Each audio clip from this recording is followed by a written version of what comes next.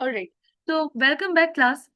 Now we are about to discuss the last topic of this chapter, जिसका नाम है हमारे पास apoptosis and necrosis. इस चैप्टर में हम लोग बहुत अच्छे अच्छे टॉपिक पढ़ चुके हैं ऑलरेडी. जैसे हम लोगों ने डिस्कस किया था माइटोसिस क्या होता है, म्योसिस क्या होता है. इसके अलावा हम लोगों ने ये डिस्कस किया था कि माइटोसिस की इंपॉर्टेंस क्या है, म्योसिस की इंपॉर्टेंस क्या है. ये चैप्टर बस माइटोसिस और म्योसिस पे ही कंसिस्ट करता है. तो हम लोग लास्ट टॉपिक को डिस्कस करने लगे हैं, that is apoptosis and necrosis. ठीक है. नाउ एपोप्टोसिस और नेक्रोसिस क्या होता है इसके बारे में जरा अच्छे से सुनिएगा क्लास. कहते हैं कि रोज बिलियंस ऑफ सेल हमारी बॉडी के अंदर मरते हैं और फिर उनकी जगह न्यू सेल्स आते हैं. ठीक है. तो हमारे पास जो सेल डेथ है ना, ये हमारा नॉर्मल पार्ट है लाइफ का, like essential and normal part है. इसमें कुछ ऐसा नहीं है. बहुत सारे सेल्स मरते हैं फिर उनकी जगह पर न्यू सेल्स आ जाते हैं. अब आप सोचो कि हमारे पास एक टैडपोल है. ठीक है. उसने उसकी टेल लूज हो गई. राइट. तो आप एक सेकेंड. Okay okay. तो हमारे पास, मैं आपको इजी एग्जांपल दे दी. ठीक है, टैडपोल को भी छोड़ो. हमारे पास एक लिजर्ड है. ठीक है. अगर आपने लिजर्ड पर से चप्पल मारी, सही है, और सेल रिप्लेस इजीली, हाँ रिप्लेसमेंट बहुत जल्दी हो जाती है, फिर सेल्स क्यों, इंसानों क्यों नहीं. वेल, लिजर्ड की टेल है. ठीक है. लिजर्ड की टेल हो जाती है कट. तो कुछ टाइम के बाद वो टेल वापस आ जाएगी. Right. And this is what happens by cell division, हमने पढ़ा था. अब कुछ बातें और भी हैं. जैसे हमारी फिंगर्स हैं, तो वहां पे भी जो पुराने सेल्स होते हैं वो मर जाते हैं, फिर उनकी जगह पे न्यू सेल्स आ जाते हैं. लेकिन एक चीज है जो मैं आपको बताना चाहती हूँ. हमारे पास जो सेल मरते हैं या खराब होते हैं, तो there are two types of cell death. एक होता है हमारे पास एपोप्टोसिस और दूसरे को हम लोग कहते हैं नेक्रोसिस. अगर सेल्स ने ऑलरेडी प्रोग्राम किया हो कि उनकी डेथ कब और कैसे होनी है, तो उसको हम लोग एपोप्टोसिस यानी कि प्रोग्राम्ड सेल डेथ कहते हैं. और अगर सेल्स बेचारों को कुछ नहीं पता हो, अचानक से कुछ एक्सीडेंट या इंजरी हो जाए और सेल्स अचानक से वहां से खत्म हो जाए, तो उसको हम लोग नेक्रोसिस कहते हैं, which is uncontrolled cell death, जो अचानक हो जाए, जिसको सेल ने कंट्रोल ना किया हो.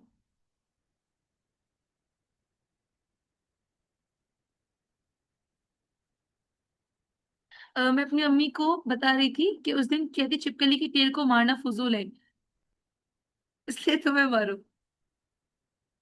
अरे वंदना, सही है क्लास. तो ये एपोप्टोसिस और नेक्रोसिस वाली बात होपफुली आपको क्लियर हो. अब थोड़ा सा डिटेल में डिस्कस करते हैं. Let's start with apoptosis. अच्छा, मैंने लास्ट में बहुत ट्रिकी एमसीक्यूज रखे हैं, so make sure to pay attention. तो मैंने कहा कि दो तरीके से सेल मरते हैं. अगर सेल खुद प्रोग्राम करके अपनी डेथ करवाए तो एपोप्टोसिस, और अगर अचानक हो जाए तो necrosis. Now let's talk about apoptosis. कहते हैं कि एपोप्टोसिस प्रोग्राम्ड है, कंट्रोल्ड है और नेचुरल सेल डेथ है. ठीक है. जो कि डीएनए में मौजूद इंस्ट्रक्शंस के मुताबिक होती है. इसको हम लोग सेल की सुसाइड भी कहते हैं. ठीक है, क्योंकि इसमें सेल अपने आप को डिस्ट्रॉय कर देता है, अपने आप को खत्म कर देता है, लेकिन एक ऑर्गेनाइज मैनर में, इस तरीके से कि उसके आसपास के जो सेल्स होते हैं उनको कुछ नुकसान नहीं होता है. ठीक है. सिंपल डेफिनेशन पूछेंगे आपसे तो आप क्या बताओगे? Apoptosis is the controlled and program death of cell for the benefit of the body. मतलब अगर उस सेल में कुछ खराबी हो जाए, तो डीएनए खुद उस सेल को मार देता है, ताकि जो आपकी बॉडी है उसको फायदा हो. ठीक है, क्या पूछ रहे हो आप लोग? मिस, स्किन पर गहरा कट आ जाए तो वो हील हो जाता है, बट हाथ पूरा कट जाए तो ग्रो क्यों नहीं होता? Even our bones grow so why. ठीक है, इसका जवाब मैं आपको लास्ट में दूंगी. तो ये क्वेश्चन मुझे दोबारा रिमाइंड करवाइएगा, बहुत इंपॉर्टेंट क्वेश्चन है. ठीक है, वंदना का क्वेश्चन है, स्प्लीन में दफन होते हैं? यस, ये उनका ग्रेवयार्ड होता है. तो ये बात होपफुली आपको क्लियर हो गई हो कि सेल्फ सुसाइड क्या होता है. अब बेटा, एपोप्टोसिस होती क्यों है? तो इसके बहुत सारे रीजंस हैं. पहला रीजन ये होता है कि जब सेल पुराने हो जाए तो एपोप्टोसिस होती है, वो सेल मर जाते हैं. अगर सेल डैमेज हो जाए तो एपोप्टोसिस होती है. अगर अननेसेसरी कोई सेल हो या इन्फेक्शन हो जाए या कोई सेल एबनॉर्मल हो जाए, तो भी एपोप्टोसिस होती है. तो इसके बहुत सारे फायदे हैं. जैसे पहला फायदा, एपोप्टोसिस हमारे पास डैमेज सेल्स को रिमूव करती है. ठीक है, ऐसे सेल जिनका डीएनए डिस्ट्रॉय हो चुका हो. तो एक बात मैं आपको बताऊं, चलो आप बताओ. एक सेल है, ठीक है, ये उसका डीएनए. अब सेल का जो डीएनए है वो डिस्ट्रॉय हो गया है. हाँ विद्या, ये भी मैं बताती हूँ. इसी बात पे आ रही थी कि ये सेल है और सेल के अंदर डीएनए. अब सेल का जो डीएनए है ना, वो डिस्ट्रॉय हो चुका है, इसमें कुछ चेंजेस आ गई हैं. अब फॉर एग्जाम्पल बताओ क्लास, अगर एपोप्टोसिस ना हो और ये सेल खत्म ना हो तो क्या होगा? आपको क्या लगता है? डीएनए में खराबी है, सेल के डीएनए डिस्ट्रॉयड फॉर्म में है, लेकिन सेल की में अंदर एपोप्टोसिस नहीं हो रही, तो क्या होगा? सेल एबनॉर्मल हो जाएंगे. Very good. और एब्नॉर्मल सेल्स को हम लोग क्या कहते हैं?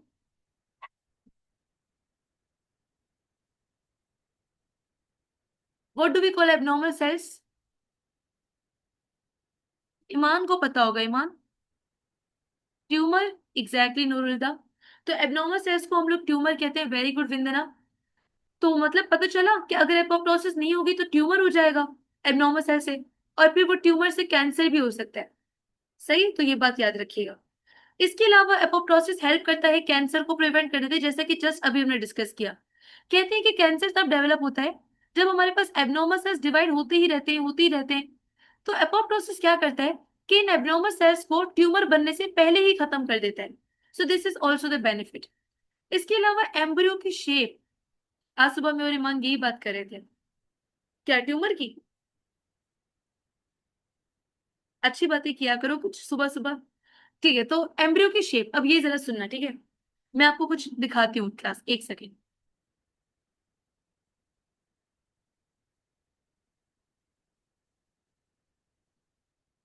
शायद ये चीज आपने पहले भी देखी ही हो या ना देखी हो।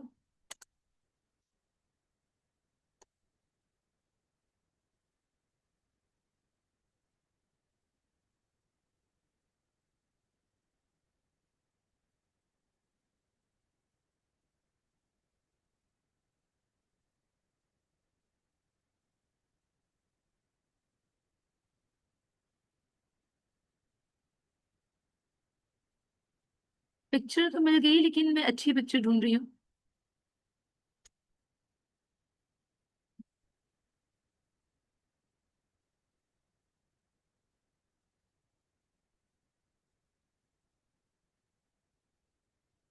ठीक है, बस इसी से समझाते हैं, सही।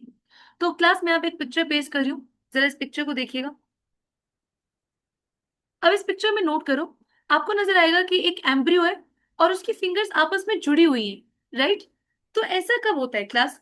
तो याद रखिएगा, जब बच्चा यानी कि फीटस हमारे पास डेवलप हो रहा होता है। मैंने आपको बायोलॉजी में बच्चे के बहुत सारे नाम बताए, फीटस, एम्ब्रियो, इसके अलावा प्रोजेनी, ऑफस्प्रिंग, बहुत नाम बताए। तो फीटस जब बन रहा होता है, बच्चा बन रहा होता है, उसकी फिंगर्स आपस में जुड़ी हुई होती है। यस, बेबी की। तो बेबी की फिंगर्स आपस में जुड़ी हुई होती है। फिर क्या होता है कि जैसे एनिमल्स की भी जुड़ी होती है, फिर उसके अंदर ना बीच के जो सेल्स होते हैं, ये नहीं, मुर्गी नहीं है। तो जो बीच के सेल्स होते हैं ना, उन बीच के सेल्स में बेसिकली क्या होता है कि एपोप्टोसिस होती है, और वहां के सेल्स खत्म हो जाते हैं। ठीक है, तो वहां के सेल्स खत्म हो जाते हैं, तब जाके फिंगर्स अलग अलग हो जाती है। अगर फिंगर्स अलग, एपोप्टोसिस ना हो तो फिंगर्स अलग नहीं होंगी, तो एम्ब्रियो की शेप भी नहीं बनेगी। तो यही बात यहाँ पर भी लिखी हुई है, देखिएगा कि फेटल डेवलपमेंट के टाइम पर फिंगर्स इनिशियली ज्वाइंट होती है, लेकिन फिर एपोप्टोसिस के जरिए बीच के सेल्स रिमूव हो जाते हैं, तो फिंगर्स एक दूसरे से सेपरेट हो जाती हैं, हाथों की भी और पाओं की भी। ठीक है। Second last, correct number of cell. Obviously अगर हमारी बॉडी में पुराने सेल्स रिमूव नहीं होंगे तो बॉडी में बहुत सारे सेल्स हो जाएंगे। ठीक है, दिस इज द रीजन कि एपोप्टोसिस नेसेसरी है पुराने सेल्स को खत्म करने के लिए। अगर किसी सेल में वायरस की वजह से या बैक्टीरिया की वजह से इन्फेक्शन हो जाए, तो उसको भी रिमूव करने का काम एपोप्टोसिस ही करती है। ठीक है। तो मैंने अभी तक आपको क्या क्या बताया क्लास? आई टोल्ड यू कि हमारे पास एपोप्टोसिस एंड नेक्रोसिस दो सेल के डेथ प्रोसेस होते हैं, जिसमें एक प्रोग्राम्ड होता है और एक सडनली हो जाता है। एपोप्टोसिस क्या होता है और क्यों होता है और इसके क्या बेनिफिट्स है, ये तो मैंने आपको पढ़ा दिया है। हम लोग पढ़ेंगे अब प्रोसेस के कैसे होता है, लेकिन उससे पहले बताओ, do you have any question for me? यहां तक बेटा कोई भी डाउट? मिस, नेक्रोसिस की वजह से दूसरे सेल्स डिस्टर्ब होते हैं, ये मैं भी आपको नेक्रोसिस में बताऊंगी, ओके। बट यस, होते हैं। ठीक है, वंदना नूरुल को क्लियर है, Bhaskar, Deepika, and Nimra, any question? Iman, all clear, पक्की बात है? अगर एपोप्टोसिस नहीं हो तो, एक सेकंड देखते हैं क्या कह रही है ईमान। अगर एपोप्टोसिस नहीं हो तो हमारी फिंगर्स ज्वाइन ही रहेंगी। यस ईमान, एग्जैक्टली। तो काफी सारे ऐसे बच्चे होते भी हैं जिनके अंदर फिंगर्स ज्वाइंट ही होती है, तो रीजन क्या होता है कि उनके अंदर एपोप्टोसिस नहीं हो पाती किसी भी रीजन की वजह से।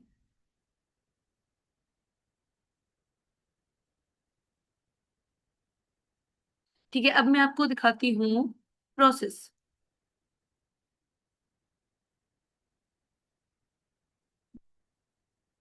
मुझे आप लोग रेडी नहीं लग रहे हो प्रोसेस के लिए, रेडी हो पक्की बात है? पिक्चर पेस्ट कर दूं यहाँ पे?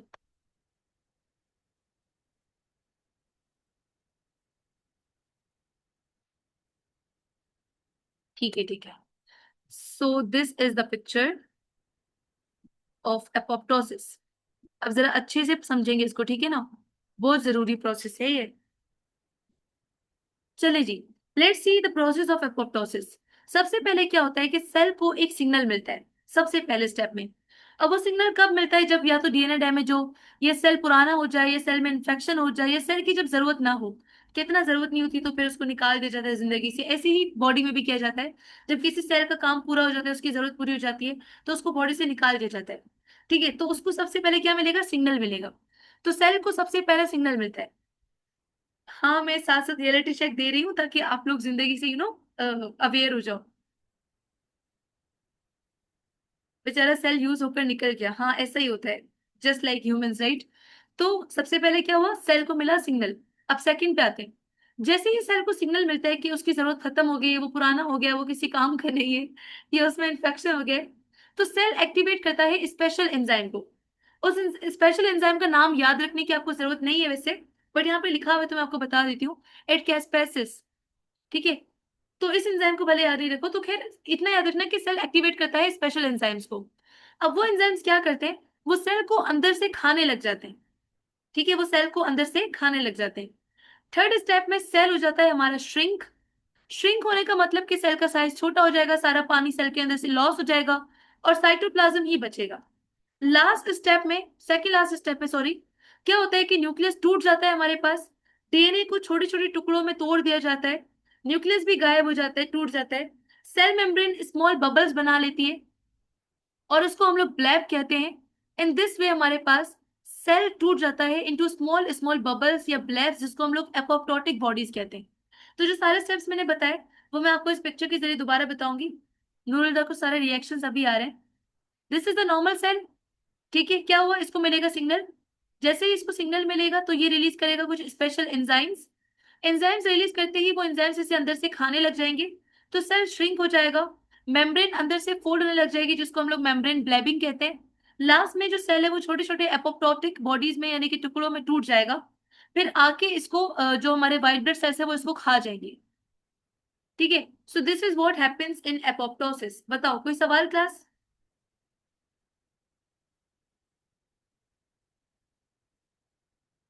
शॉर्टली रिपीट करते हैं।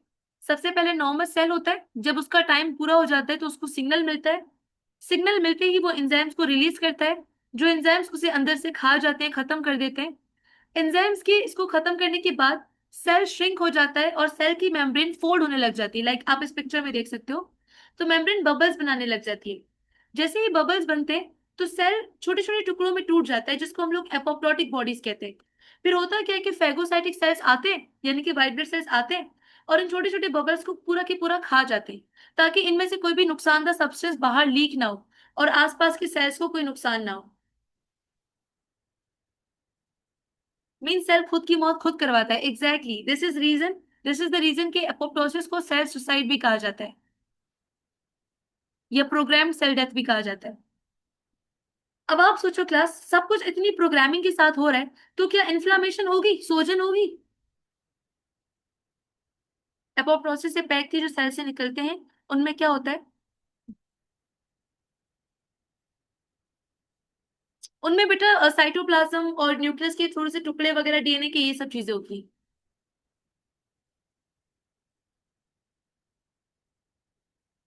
ओके क्लास, बताओ इन्फ्लामेशन होगी, क्या लगता है? नहीं होगी, एग्जैक्टली exactly. अगर सेल खुद कर रहा है सब तो मे बी ना हो। Exactly, you are right. Exactly Nimra, actually में बेटा नहीं होती है, क्योंकि सेल खुद ही सब कुछ कर रहा है, तो इन्फ्लामेशन वगैरह कुछ नहीं होती है। ठीक है, बहुत ज्यादा बेनिफिट ही होता है इसको, सेल से, सेल को इससे और बॉडी को इससे। तो दिस इज द रीजन कि एपोप्टोसिस हमारे पास बहुत ज्यादा एसेंशियल होती है। आखिरी में बस कुछ एग्जांपल दूंगी आपको। जैसे कि मैंने बताया, ड्यूरिंग डेवलपमेंट हमारे फिंगर्स और टोज होते हैं, वो एपोप्टोसिस की वजह से बनते हैं, क्योंकि बीच वाले सेल्स को खत्म किया जाता है। इसके अलावा जब भी बॉडी में कोई इन्फेक्शन हो जाता है तो उसके अंदर भी सेल्स को इम्यून सिस्टम ऐसे ही खत्म करता है। स्किन के जब सेल्स पुराने हो जाते हैं तो वो भी इसी तरीके से रिमूव किए जाते हैं। तो इससे कैंसर भी रुकता है। और डीएनए टेडपोल टेल क्या है, चलो ये भी दिखा देती हूँ।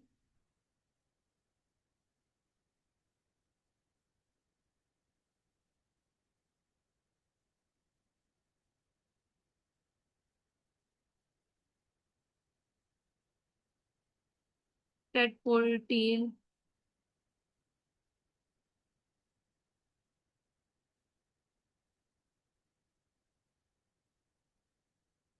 ठीक है, देखना अभी से। इतनी अच्छी पिक्चर मिली है।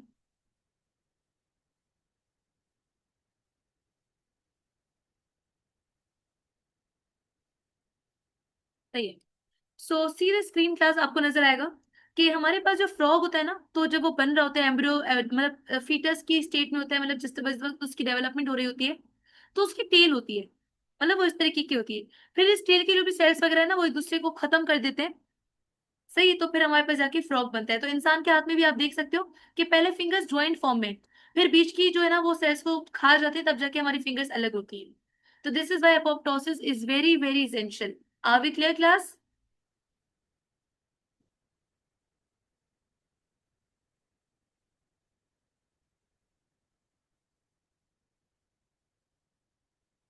Okay, very perfect. तो मतलब एपोप्टोसिस आप लोगों को बिल्कुल क्लियर है। Should we move towards necrosis then?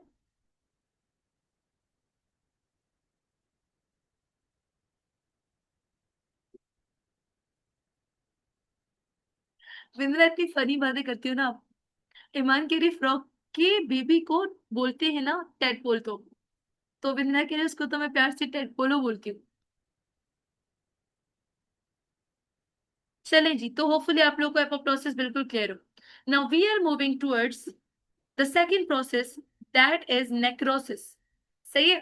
तो भास्कर, निम्रा, विंदना, दीपिका, ईमान, एवरीवन, नूरुल, सब सुने।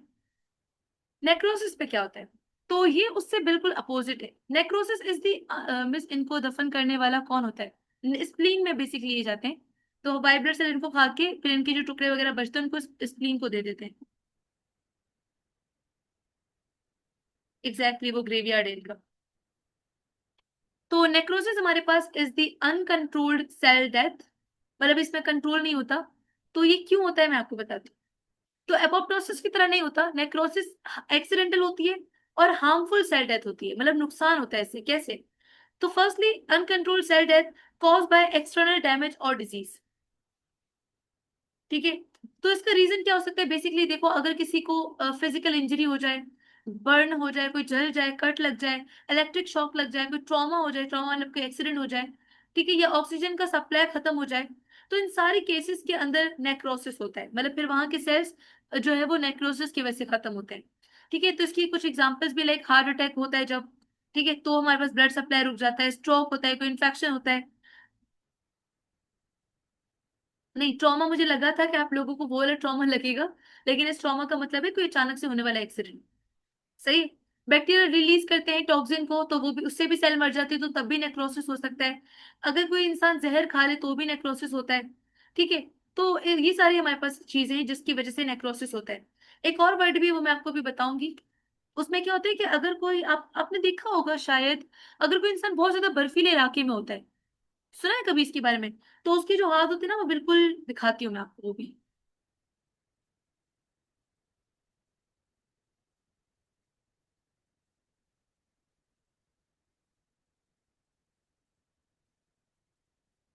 क्या याद करोगे? मैं सब दिखाऊंगी भी आप लोगों को।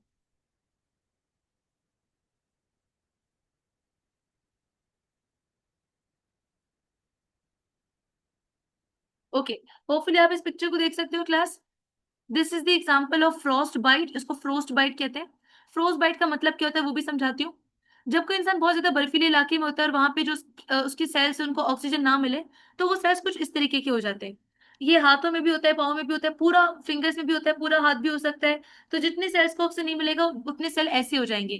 तो पता है ये जो सेल्स ब्लैक ब्लैक हो गए फिंगर्स के, और बता दूं ये सही नहीं होता है। ठीक है, ये सही बिल्कुल भी नहीं होता है। ब्लैक क्यों हो जाते हैं? क्योंकि वहां के सेल्स मर जाते हैं अचानक से, वो भी क्योंकि उनको उनको ब्लड सप्लाई नहीं मिलता है। तो ये भी नेक्रोसिस की एग्जांपल है। चलो बताओ, are we clear with necrosis?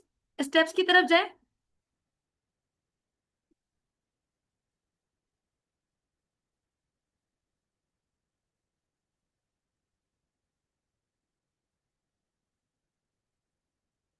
Is it true कि ज्यादा रोने से मेमोरी लॉस होता है? नहीं, it's not true. Memory loss का रोने से कुछ कनेक्शन नहीं है। चले तो we are moving towards necrosis. Step number 1। हाँ, अजान हो रही है। So let's give a small break, अजान हो जाए हम कंटिन्यू करते हैं, जस्ट 1 सेकेंड, ठीक है।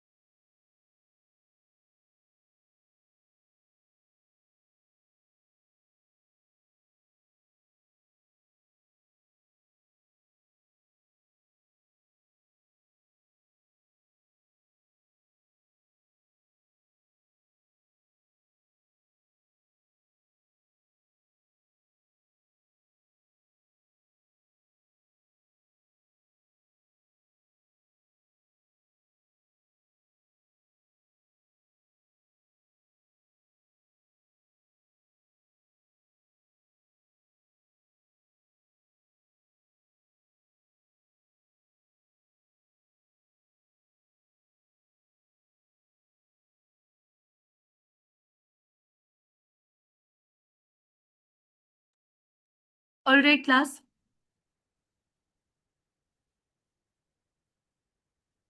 ठीक है। डरावना हाथ लग रहा है आंटी का। हाँ, और ये तो फिर भी कुछ नहीं है, मैंने आपके सामने डरावनी पिक्चर एक्चुअली रखी नहीं है। जो बहुत ज्यादा डरावनी पिक्चर थी ना, उसमें पूरा हाथ ही खत्म हुआ था, ब्लैक ब्लैक हो गया था सारा। बोलोगे तो दिखा दूंगी। दिखाऊं?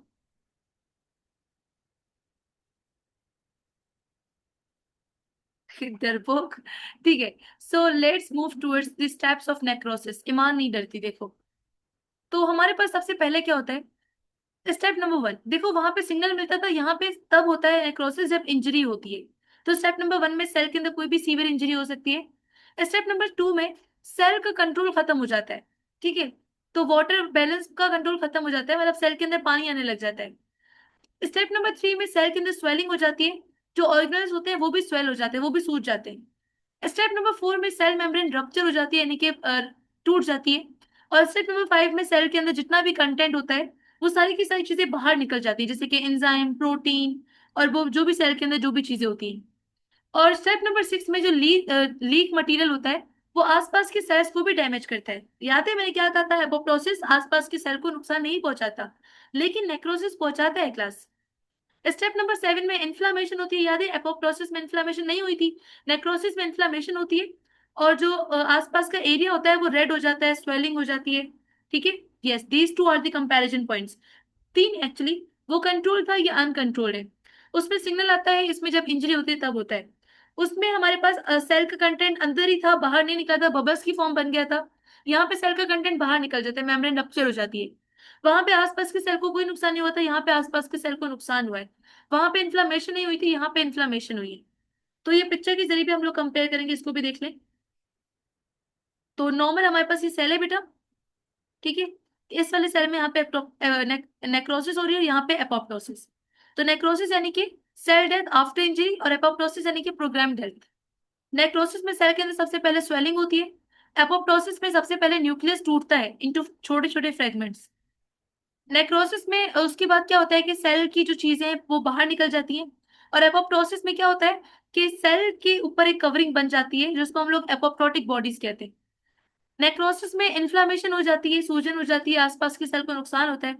लेकिन एपोप्टोसिस में ऐसा कुछ नहीं होता, जो बचे हुए टुकड़े हैं, उनको फेगोसाइटिक सेल्स खा जाते हैं, तो कोई नुकसान नहीं होता।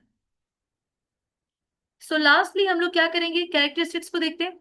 नेक्रोसिस अनकंट्रोल्ड है, एक्सीडेंटल है, सेल में स्वेलिंग होती है, मेम्ब्रेन टूट जाती है, सेल कंटेंट लीक हो जाता है, इन्फ्लेमेशन होती है, आसपास के सेल्स डैमेज होते हैं, और टिश्यूज को नुकसान पहुंचता है। एग्जाम्पल क्या है इसकी? तो एक तो हार्ट अटैक। जब हार्ट अटैक आता है तो जो ब्लड वेसल्स होती है, जो ब्लॉक हो जाती है, वो एकदम से ऑक्सीजन का सप्लाई रोक देती है। तो दिल के जो मसल सेल्स होते हैं वो नेक्रोसिस की वजह से मर जाते हैं, तभी हार्ट अटैक आता है, याद रखिएगा। फ्रोस्ट बाइट जो मैंने आपको दिखाया कि अगर इंसान कोई बहुत लो टेम्परेचर में चला जाए तो उसके स्किन सेल्स डैमेज हो जाते हैं। कोई इंसान जल जाए तो हाई टेम्परेचर उसके टिश्यूज को डैमेज कर देता है। ठीक है, इसके अलावा गैंग्रीन आपने नहीं सुना होगा। जब ब्लड सप्लाई कम होता है तो भी टिश्यूज मर जाते हैं, उसको गैंग्रीन कहते हैं। तो ज्यादातर ये पता है क्या होता है, ये हर चीज की वजह से हार्ट अटैक क्यों होता है भाई? तो हार्ट अटैक कब देखो, हार्ट अटैक कब होता है? जब ब्लड वेसल सप्लाई ब्लड का बंद कर दे। ठीक है, तो हार्ट अटैक की वजह से फिर नेक्रोसिस होता है, सही है। अच्छा ये सुनो, आपने अक्सर देखा होगा कि जो डायबिटिक के पेशेंट्स होते हैं ना, तो उनके जो पाँव होते हैं वहां पे काफी जख्म वगैरह रहते हैं। किसी ने अगर कोई डायबिटिक पेशेंट के बारे में आप लोग को आइडिया हो, पता है आप लोग को? एनीवन? ओके, ईमान पता है। तो डायबिटीज के बेटा जो पेशेंट होते हैं उनके पाँवों में अक्सर जो है हमारे पास टिश्यूज डैमेज रहते हैं। रीजन क्या होता है कि उनको भी ब्लड सप्लाई नहीं मिलता है प्रॉपर, तो टिश्यूज की डेथ हो जाती है बाय नेक्रोसिस, तो उसको गैंग्रीन कहते हैं। सही है। तो this was all about apoptosis and necrosis. अब बताओ पूरे लेक्चर में बेटा कोई भी सवाल, हमने बहुत डिटेल पढ़ा है इस लेक्चर को। Anything to ask?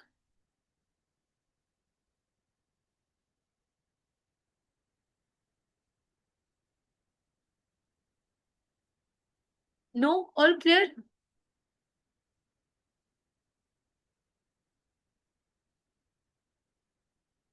ठीक है, फिर मैं आपसे एमसीक्यूज ग्रुप में पूछती हूँ क्योंकि थोड़े से ज्यादा है, लेकिन उससे पहले मुझे ये बताओ क्लास, बेसिकली मैं ये पूछ रही थी।